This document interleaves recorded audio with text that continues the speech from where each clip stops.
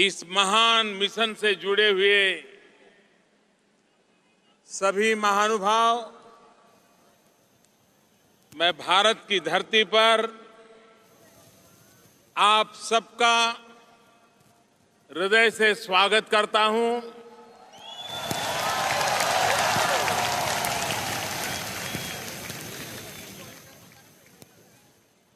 भारत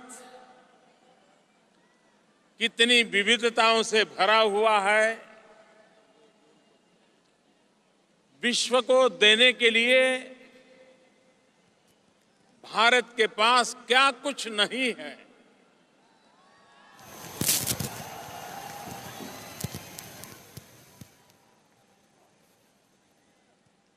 दुनिया सिर्फ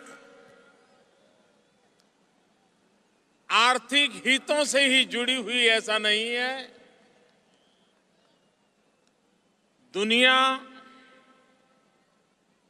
मानवीय मूल्यों से भी जुड़ सकती है और जोड़ा जा सकता है और जोड़ना चाहिए भी।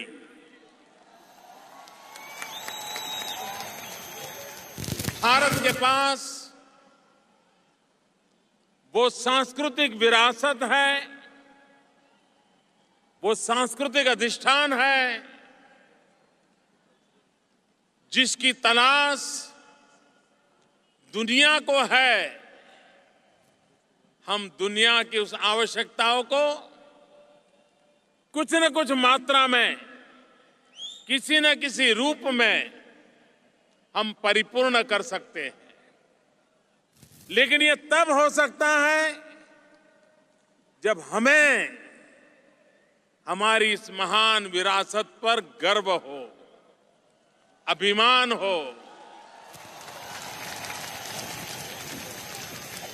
अगर हम ही अपने आप को कोसते रहेंगे, हमारी हर चीज की हम बुराई करते रहेंगे,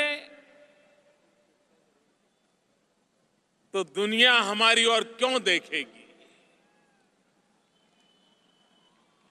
मैं श्रीमान श्री श्री रविशंकर जी का इस बात के लिए अभिनंदन करता हूं कि 35 साल से छोटे से कार्यकाल का ये मिशन दुनिया के 150 से ज्यादा देशों में इसी ताकत के भरोसे आप फैल चुका है, उन देशों को अपना कर चुका है।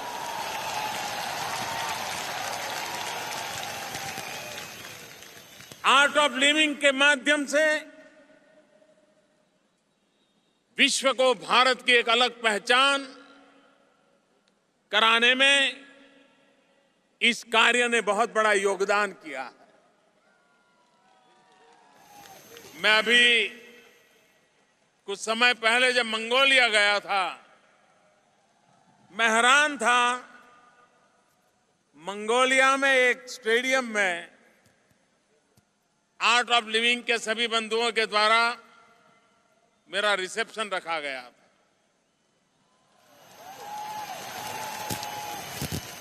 उसमें भारतीय तो बहुत कम थे। पूरा स्टेडियम मंगोलियन नागरिकों से भरा हुआ था और उन्होंने भारत का तिरंगा झंडा हाथ में लेकर के जिस प्रकार से भारतीय संस्कृति का परिचय करवाया, ये अपने आप में बहुत ही प्रेरक था। जहां पर राजशक्ति और राजसत्ता की पहुंच नहीं होती है, ऐसे स्थानों पर भी अंतर्राष्ट्रीय संबंधों में सॉफ्ट पावर एक बहुत बड़ी अहम भूमिका अदा करता है। आज हम एक ऐसे कुंभ मेले का दर्शन कर रहे हैं, ये कला का कुंभ मेला है।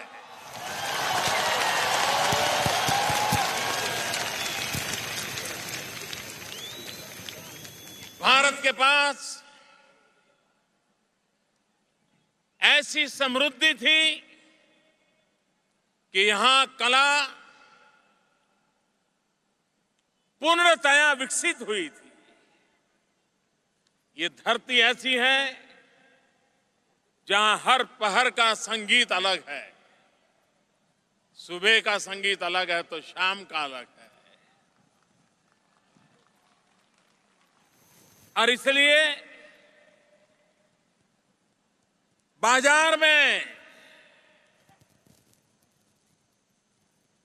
अगर संगीत की दुनिया को खोजने जाएंगे, तन को डुलाने वाला संगीत तो बाजार भरा पड़ा है, लेकिन मन को डुलाने वाला संगीत तो हिंदुस्तान में भरा है। और दुनिया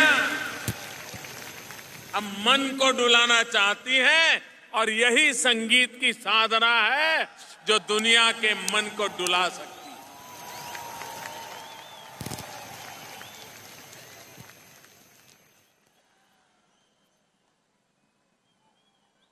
जब कला के द्वारा किसी देश को देखा जाता है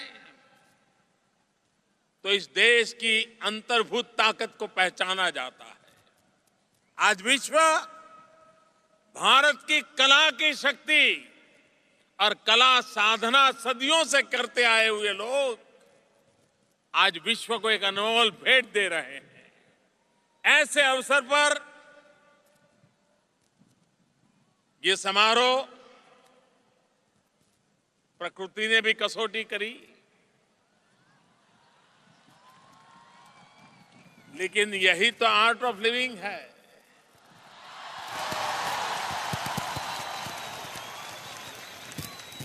सुविधा और सरलता के बीच जीने के लिए जी सकते हैं, उसमें आर्ट नहीं होती है। जब अपने इरादों को लेकर के चलते हैं तब आर्ट ऑफ लिविंग चाहिए। जब अपने सपनों को लेकर के चलते हैं तब आर्ट ऑफ लिविंग चाहिए। जब संकटों से जूझते हैं तब आर्ट ऑफ लिविंग चाहिए। जब अपने लिए नहीं औरों के लिए जीते हैं तब आर्ट ऑफ लिविंग चाहिए।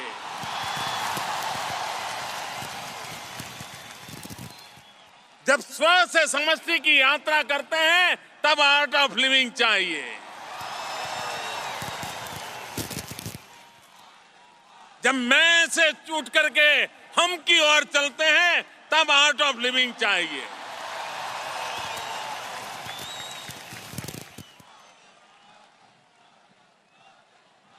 हम वो लोग हैं जो अहम ब्रह्मास्मि से शुरू करते हैं और वसुधैव कुटुंबकम की यात्रा करते हैं।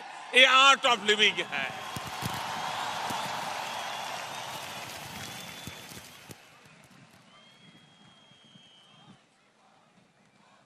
हम वो लोग हैं जिन्होंने उपनिषद से उपग्रह तक की यात्राएं की है और यही जीवन जीने की कला हमारे ऋषियों ने, मुनियों ने, ज्ञानियों ने, तपस्वियों ने हमें विरासत में दी है। संकटों से जूझ रहा मानव, वैयक्तिक जीवन में समस्याओं से जूझ रहा मानवी, भारत की पारिवारिक संस्था, परिवार, फैमिली, ये ऐसी धरोहर हमारी दुनिया जब जानती हो तो उसको अचरज होता है। हमने ये कला सीखी है, सदियों से सीखी है, लेकिन अगर उसमें खरोंच आ रही है तो उसको फिर से ठीक ठाक करने की आवश्यकता है। और मैं श्री श्री रविशंकर जी के माध्यम से ये जो काम चल रहा है इसे अभिनंदन करता हूं, बहुत बहुत शुभकामनाएं देता हूं और सभी कलाकारों को, सभी साधकों को, सभी आर्ट ऑफ लिविंग के कार्यकर्ताओं को इस भव्य समारोह के द्वारा भारत की एक विशिष्ट छवि विश्व के सामने पहुंचाने के लिए बहुत बहुत बधाई देता हूं। धन्यवाद। ये गवर्नमेंट आते हुए उस डील को खत्म कर दिया गया 126 की, और सरकार ने कहा कि हम कुल 36 राइफल जेट्स लेंगे, और वो भी ओवर द काउंटर, जैसे चॉकलेट खरीदना, कोई ट्रांसफर टेक्नोलॉजी। माननीय प्रधानमंत्री जी, आप चैंपियन हैं मेक इन इंडिया के, लेकिन ये तो मेक इन इंडिया का बाप था, जो हमने कंसीव किया था, जो हमने डील की थी, वो कहां चली गई? खिलौने बनाने को ये मेक इन इंडिया नहीं कहते, ये मेक इन इंडिया था।